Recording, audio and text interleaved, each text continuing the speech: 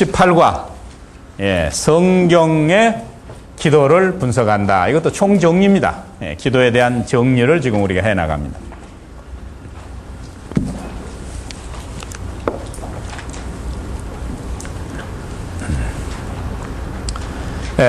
뭐 족장들의 기도, 지도자들의 기도, 뭐 이렇게 이제 몇 개로 나눕니다.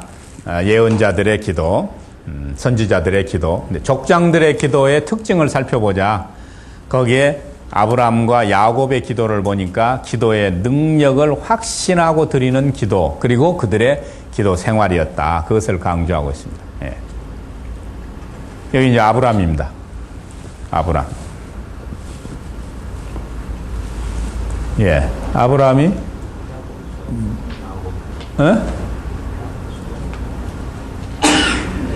아브라함이 아브라함이란 말이야, 이 사람이. 아브라함인데, 야곱이 아니고, 여기 저 천사와 씨름하는 게 아니고, 이제 이렇게 표현을 했습니다만은, 붙들고 이제 중보기도를 하는 거죠. 왜냐하면 이것이 있으니까. 이게 뭐예요? 소돔 고모라, 자기 조카를 생각하고. 아브라함처럼 개구장이가 없어요. 왜 조카를 데리고 가요? 데리고 내려와요, 내려올 때. 하란에서 그 아버지가 일찍 죽은 그 조카 롯을 데리고 오지요. 하나님의 말씀을 100% 순종 안 했어요. 개구장이 아니에요? 내 친척 아비집은, 내 본토, 내 친척 아비집을 떠나고 왜 친척을 달고 와요? 롯이 그 끝까지 말썽이죠. 데리고 와가지고 또 서로 재산이 불어나니까 싸우고, 그 다음에 여기 가서 또 그렇게 또 해서 또 끄집어내 놓으니까 나중에 술 취해가지고 큰 딸하고 관계해서 모압을 낳고, 작은 딸하고 해서 암몬을 낳고, 지금까지도 하나님의 구속사의 방해 족속으로 남아있는 거예요. 누가 아브라함의 믿음의 조상이라고 본받자고 설교를 할까요?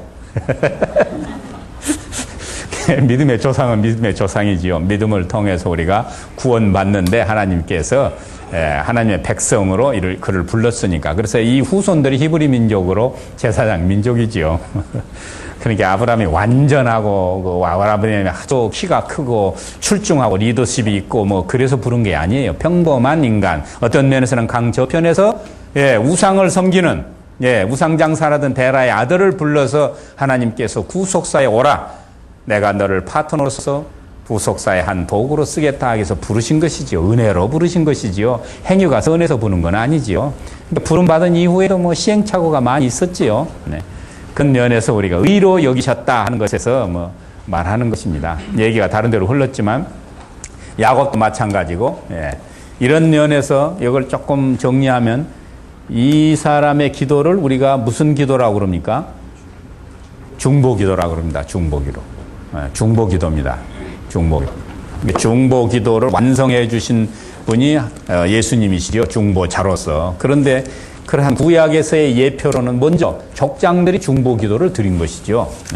족장들이. 그 다음에 지도자들의 기도들이 나오는데, 모세나 다윗이나 솔로몬을 대표적으로 생각할 수 있다. 히스기야도 있고 뭐 누구도 다 많이 있지만 대체적인 걸 정리를 하는 것입니다. 왜냐하면 그 적용이 중요한 것이지 성서의 내용을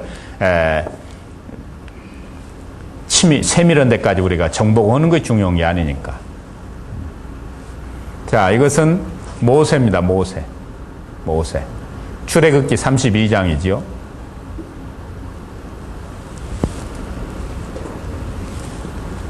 백성들의 불신앙을 위해서, 범죄한 백성들을 위해서 기도하는 모세의 모습입니다.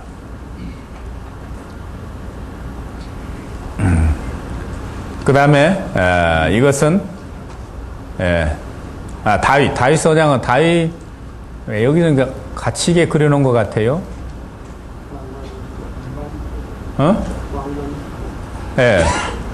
이건 다윗이고 이건 솔로몬이고, 그렇게 하나에다 그려놨으니까 이름을 그냥 씁시다. 다윗, 솔로몬. 다윗에게는 사무엘하 7장에서 계시된 뜻 무엇입니까? 내와 내 집에 영원한 왕과 왕국을 세우리라. 너희 집에 영원한 왕과 왕국을 세우리라. 그런 그 메시아 언약이지요. 자기는 뭘 하려고 그랬어요? 다윗은 하나님의 집을 지으려고 그랬는데, 그러니까 하나님의 뜻에 순종하는 그런 그 다음에 이것은 솔로몬인데 기브온 산상에서 꿈에 나타나서 1000번째 후에, 그러니까 왕상 3장에 있는 기사지요. 왕상 3장. 꿈에 나타나서 그때 무엇을 구하지요? 지혜를 구하는. 예. 지도자의 기도에 이렇게 보니까 뭐 당장 그냥 어떤 그 현실적인 문제보다는 선이 굳고 크지요. 그 다음에 예언자들의 기도 혹은 선지자들의 기도, 엘리야, 예레미야, 하박국, 뭐 그 외에도 많이 있지만 대표적인 것을 이 교재에서 얘기하고 있습니다.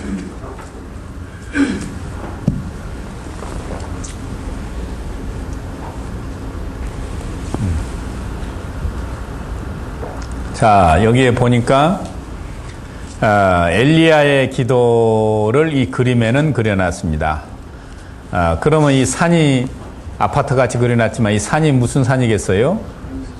예, 갈멜산이라고 딱 해놓으세요. 갈멜산이라고 안 해놓으면 이제 가르치실 때 신의 산에서 엘리야가 이렇게 그냥 나는 알고 있는데 말은 또 엉뚱하게 튀어나와요. 그런 거 있잖아요. 뭐 사울 왕을 얘기한다도 뭐 바울 얘기고 바울이 막 자꾸 나오고 그런단 말이에요. 원고 없이 할 경우에 그런 거 있으니까 여기다 써놓으면 좋지요. 금방 알 수 있습니다. 그러면 여기에 좀 무릎을 꿇고 이상한 자세로 기도하고 있는 사람이 누구요? 이것은 누구요? 엘리야의 사환이지요. 그게 뭘 보고 있어요? 자 지중해 저쪽 서쪽에서 떠오르는 손바닥만한 구름을 보는 것입니다. 작은 구름. 그래서 김재준 박사가 자기 제자에게 이름을 지어줬는데 소운이라고 지어줬어요. 소운. 그게 오소운 목사입니다. 오소운. 우리 월간 목회 우리말 바른말 연재하고 있는 오소운 목사. 그 사람이 이게 지어준 거예요. 작은 손바닥만한 거 구름. 예, 이런 것도 다 시청각적 어프로치 아니에요? 여기에 보면 재단을 쌓고, 그 다음에는 이제 구름을 보는 것은 눈으로 보는 거이고, 그 다음에 큰 비의 소리를 들었다, 이렇게 나오거든요. 예, 이것이 청각을 통한 미래 통찰이지요. 그러니까, 그렇게 안 하고도 다 하나님께서는 다 하시지만, 아니, 하나님께서 꼭 구름이 말이 신비로운 구름이 있을 때만 임재를 하십니까?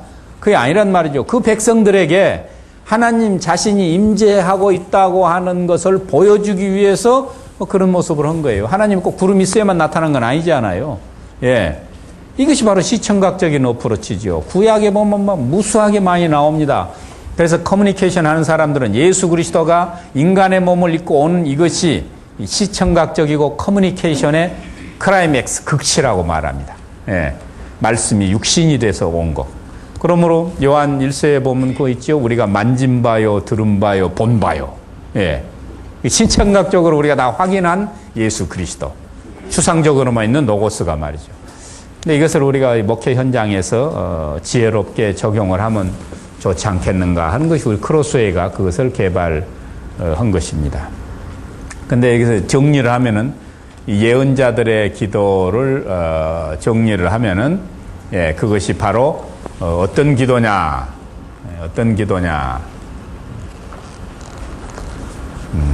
예언자들은 말씀에 기초한 기도였다. 뭘 보고 민족의 미래를 얘기했어요? 바로 그들이 모세의 기록을 열심히 통달하고 있었으니까 거기에 비춰보니까 너희들이 법과 율례를 지키지 아니하니까 망하게 되어 있다면서 미래를 얘기할 수 있는 거예요. 그러니까 우리가 바로 말씀에 얼마나 깨어 있어야 되냐 하는 거 대단히 중요합니다. 예언자들이 그겁니다. 흔히 우리가 예언자적 기도, 선지자적 설교, 그러면은 잘못된 거 막 지적하고, 분석하고, 그냥 공격하고 이런 것만 생각을 하는데 그들이 공격하고 분석하고 경고한 그러한 메시지가 어디에 근거했는가? 신해산 언약에 근거했다고요. 경전에 근거했다고요. 텍스트에 근거했단 말이죠. 텍스트에. 그러니까 그들이 보고 있는 시청각적 컨텍스트, 그것을 텍스트에 의해서 분석해주고 비춰주고 통제해주고 경고하고 미래를 예언해줬단 말이죠. 예. 그러니까 우리가 이 말씀에 얼마나 우리가 정갈하게 깨어 있느냐. 다른 건 우리가 잘 못 올 것 같아요. 여러분들이 뭐 IT 기술을 얼마나, 컴퓨터 프로그램을 얼마나 운영하겠어요. 뭐 젊은 세대에 따라갈 수가 없습니다. 도저히. 네. 그리고 또 일반 사회에서는 CEO, 리더십이라고 그래서 뭐 매니지멘트라든지 이런 것이 뭐 얼마나 개발됐는지 리더십의 이론도, 그리고 그들의 그런 그 회사 경영의 기술 같은 것도, 단체를 이끌어가는 것도 굉장히 세분화되고 지금은 평준화되어 있어요. 근데 우리가 그들을 능가할 수 있는 것은 성경을 해석하는 것이죠. 성경을 해석하는 것. 그 다음에 설교를 통해서 성경을 해석하고 말씀을 다 선포하는 것. 이건 우리를 따라갈 사람이 없죠. 네. 그러니까 우리가 가장 잘할 수 있고 가능성 있는 분야에 보다 보완을 하자. 뭐 정치를 잘 못하고 뭐 노회장도 뭐 후배한테 뺏기고 그래도요. 당회원들이 혹은 교인들이 생각할 때 애교로 봐줘요. 세상 물정을 잘 모르면은 순수하게 봐줘요. 예, 신방부전에 안 다니면 서재에서 우리 목사님은 설교 준비하고 독서하실 것이다. 이렇게 봐줘요. 그런데 우리 목사님 성경 강해나 설교를 들어보면 성경 해석이 조금 애매모호하다, 아리까리하다, 왔다 갔다 한다. 이건 치명적인 것이죠. 네, 목사에게 있어서 말씀, 이건 치명적인 것입니다. 다른 건 다 못해도 애교로 받아줄 수 있지만 말씀. 그런데 막 말씀은 행편없는데 막 다른 걸 잘한다? 이것은 일종의 폭력 목회지요. 혹은 조직에 의존하는 목회, 혹은 물량에 의존하는 목회, 혹은 친권자에 의한 오가니제이션, 그런 힘에 의한 것이지요. 어디다 내놔도, 오늘 쫓겨나도 말이죠. 말씀만 가지고 나아가서 설 수 있는 이런 시대가 이제 올 거예요. 왜냐하면 다른 건 전부 컴퓨터 프로그램 다 해주니까. 설교만은 말이죠. 우리가 고유한, 스펄전이 말한 대로 황태자의 보좌와 같은 거 아닙니까? 그러니까 설교, 이 말씀에 대해서 우리가 좀 치중해야 될 때가 오지 않았나 생각을 합니다.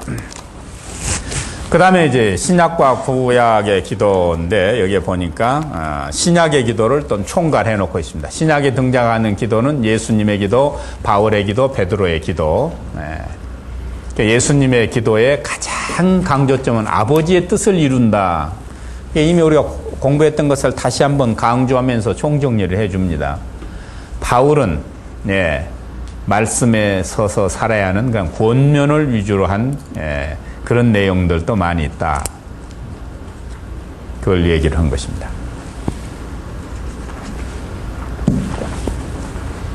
그 다음에 베드로는 순결을 강조하는 내용들이 있다.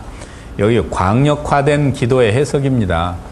기도는 구하는 것인데 뭐 순결 강조가 나오냐, 이렇게 생각하시지 말고 베드로의 그의 삶과 그의 메시지와 이 모든 것들이 다 하나의 기도로 어우러지고 있다 하는 것으로 지금 이거 표현한 것입니다.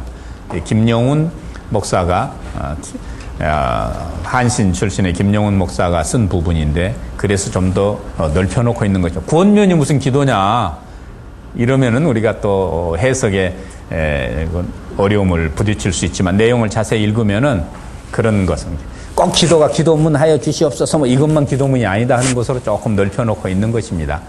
교재들을 좀 세밀하게 살펴보시면 오해가 없을 것으로 생각됩니다. 여기 이제 그림을 보니까 매여 있는 자가 자로서, 바울이 매여 있는 자로서 기도하고 있는 모습이지요. 디모데에게 보낸 편지, 그것도 그가 바라는 바니까 어떤 면에서는 기도다. 지금 이렇게 지금 넓게 지금 해석을 하고 있어요. 또 잘못하면 여러분들이 구체적인 기도는 눈 감고 뭐 이렇게 기도한 게 아니고 걸어가면서 생각하는 것도 기도다.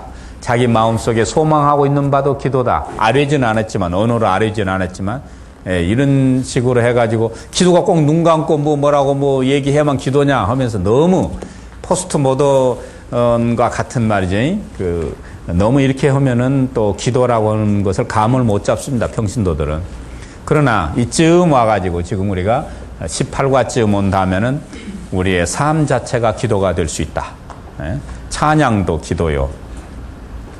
또 어떤 면에서는 우리가 허리를 동이고 나아가서 발을 씻겨주고 저 수해 현장에 가서 삽을 드는 거, 이것도 기도요.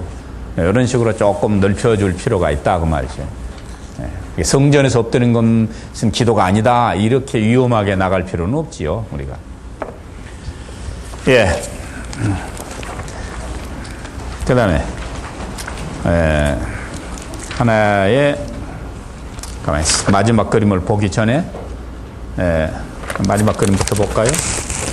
예. 그러면, 이과에서 뭐 지도자의 기도, 뭐 선지자의 기도, 구약의 기도, 먼 기도 다 살펴봤는데, 거기에 그 바른 기도의 교훈은 뭐냐? 어떻게 가르치고 있느냐? 어떻게 가르치고 있느냐?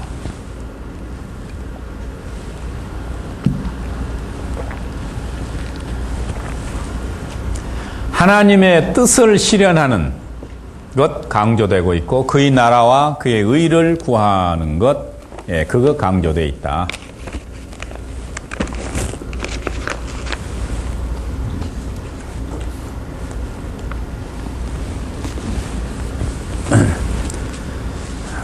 그래서 우리가 기도 생활을 어떻게 해야 되느냐? 가정에서, 일터에서, 사회에서, 교회에서.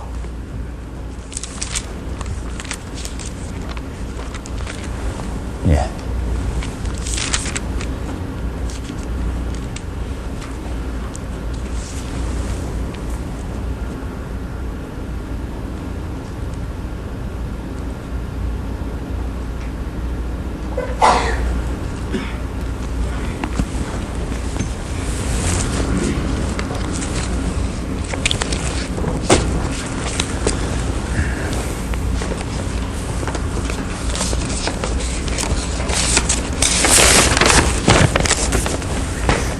예, 그림을 보면은 화수분이란 말이 나옵니다. 네, 화수분. 화수분이라는 뜻은 무엇이죠? 화수분. 늘봄 전영택 목사의 소설 제목이 화수분이 있는데 그 주인공의 이름이기도 합니다만, 우리 문화에서 화수분이라고 하면은 그 이상한 그릇이지요. 그 속에 뭐 곡식이나 뭘 그 채워놓고 끄집어내는데 그 밑이 마르지 않는 거, 그걸 말합니다. 빈 병에 기름을 늘 채워가는 것처럼 바닥이 드러나지 않는 항아리, 뭐 이런 것을 그 화수분이라 그렇게 하거든요. 이게 복의 화수분이라는 말을 왜 여기다가 썼느냐 하니까, 우리 가정에 주신 재물을 이웃에게 나누게 되면은 계속 주신다 이거죠. 하나님께서 계속 부어 주신다. 계속. 왜? 쓸 줄을 아는 사람에게 더 주시잖아요. 쓸 줄 아는. 누가복음에 부자들 이야기가 가장 많이 나오지 않아요? 근데 한결같이 그 부자의 이야기의 결론은 어떻게 벌었느냐가 아니고 어떻게 써야 하는가에 집중되고 있습니다. 참 누가는 그 보통 사람이 아니에요. 메디컬 닥터 출신의 누가이지만 말이죠. 예. 그러니까 쓸 줄 아는 자에게, 하나님의 뜻대로 쓸 줄 아는 자에게는 물질을 계속 주십니다. 그런 면에서 물질을 받는 걸 우리가 축복이라고 말할 수 있지, 11조만 하나님께 턱 던져드리고 나머지는 자기 마음대로 쓰는 거, 그건 성서적 물질관이 아니다 이거죠. 소유권 자체가 하나님의 것이니까. 그 다음에 여기 천국의 모델 하우스라고 그랬는데, 천국은 우리가 가보지 않아서 모르지만 그 모델 하우스가 어디냐 하니까 여기 교회란 말이에요. 교회가 어떻게 하는가를 보면은 천국이 저렇겠구나 안다 이거지요. 교회가 여기 사회, 여기 아파트가 있죠. 사회를 향해서 사랑을 실천하고 사랑을 나누고 그들을 사랑하고 품에 안고 뭐 이런 것을 보고 천국이 바로 저런 모습이구나 아는데, 오늘의 교회 꼬락서니들을 보고 아이고 뭐 천국 갈까 무섭다 이럴 수도 있다고 말이죠.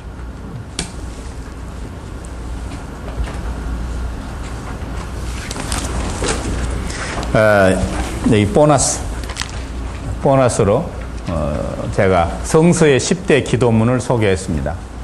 뭐 이것이 뭐 모든 사람들이 다 10대 기도문이라고 하는 건 아닙니다. 조금씩 다르기는 하지만 제가 한번 종합을 해봤습니다. 왜 10대 기도문이냐, 길게 해서 10대 기도문이냐, 뭐냐 그러는데, 아마 인물 중심으로 하나씩 뽑은 것 같아요. 이걸 선정한 사람이. 예.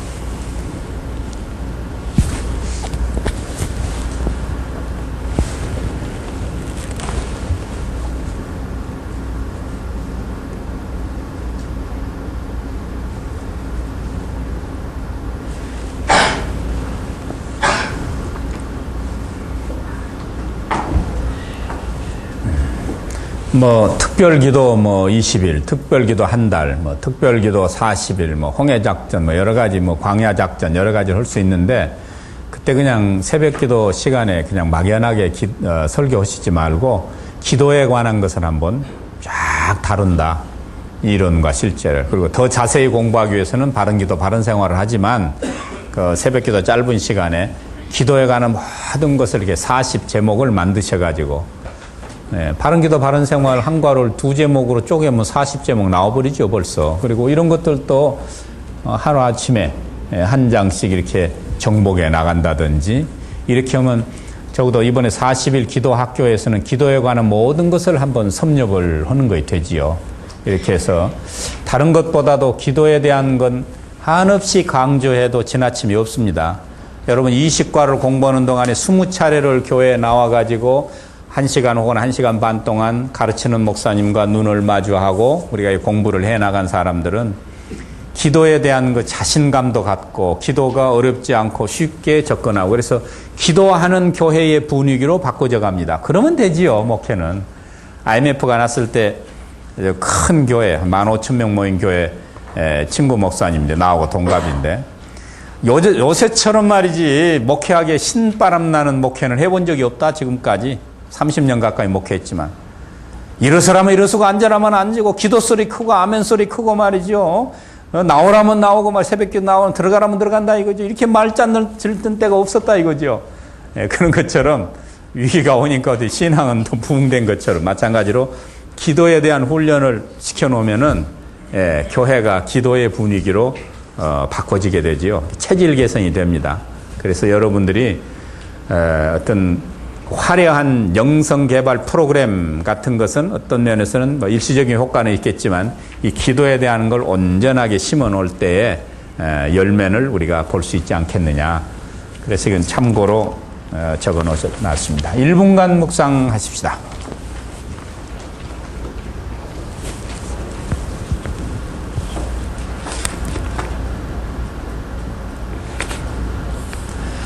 가정은 이웃을 향한 복의 물류센터가 되어야 한다. 컨베이어 벨트라고 그러죠. 이렇게 하면 쏙 이렇게 다 전달해주고 갖다 주고 나누고 뭐하고 하는 거.